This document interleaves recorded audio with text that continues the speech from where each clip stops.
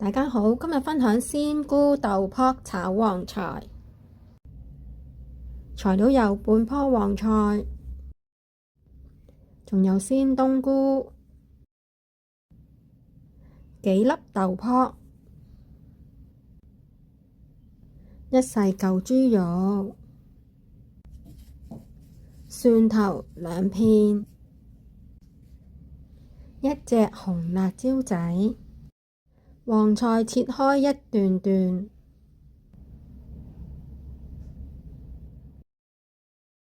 豆卜全部切片，冬菇亦都係全部切片。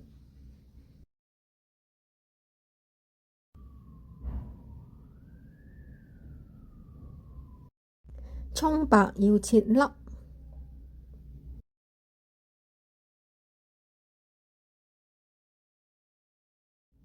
蒜頭切片就可以㗎喇。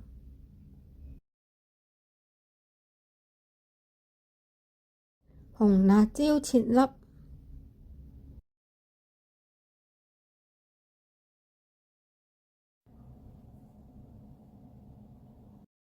豬肉要先切片，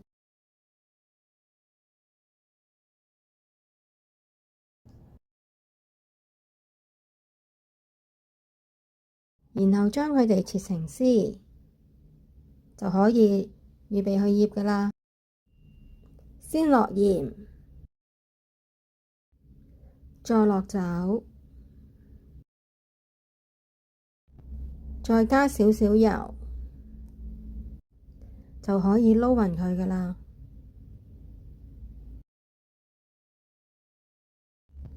畀佢靜止醃30分鐘就可以㗎喇。依家可以開始煮，先落油，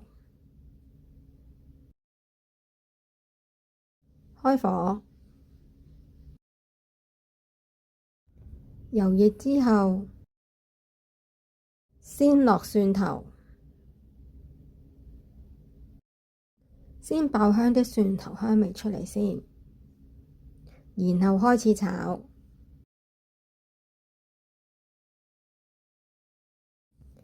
跟住就可以落豬肉，推散啲豬肉，等佢平均受熱，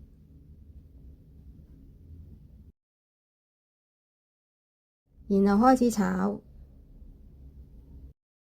再落鮮冬菇，炒下佢，等啲冬菇香味炒出嚟先。冬菇炒到佢軟身之後呢，就可以落豆卜啦，亦都開始炒啦。將所有嘅材料兜勻佢先，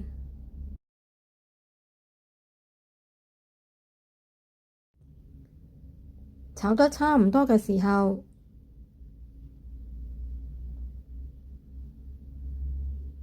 就可以落黃菜。要慢慢炒啦，要將啲黃菜炒腍身先。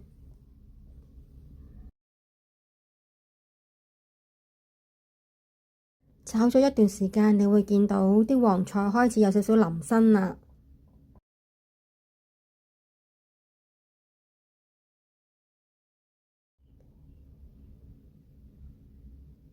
依家可以落少少水，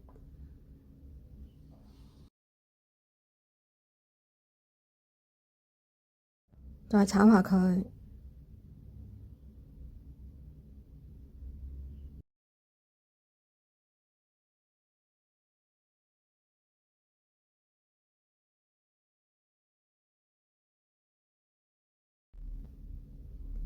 然後可以冚蓋，等佢煮大概3分鐘左右，然之後再睇睇。3分鐘之後，打開個蓋，炒下佢，將底同面呢反轉佢嚟煮一陣，同埋你會睇到呢，佢入邊啲水分呢已經收乾咗好多㗎喇。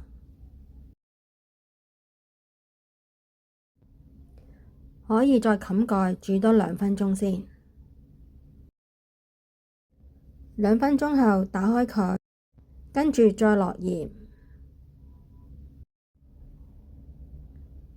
炒下佢，等啲水分完完全全收乾。最後落埋啲紅辣椒同蔥花落去，然後再兜一兜佢。你會見到裏邊啲水分完完全全已經收乾晒㗎啦，基本上都煮得差唔多㗎啦。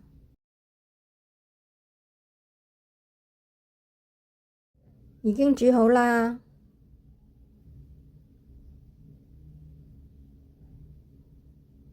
關火。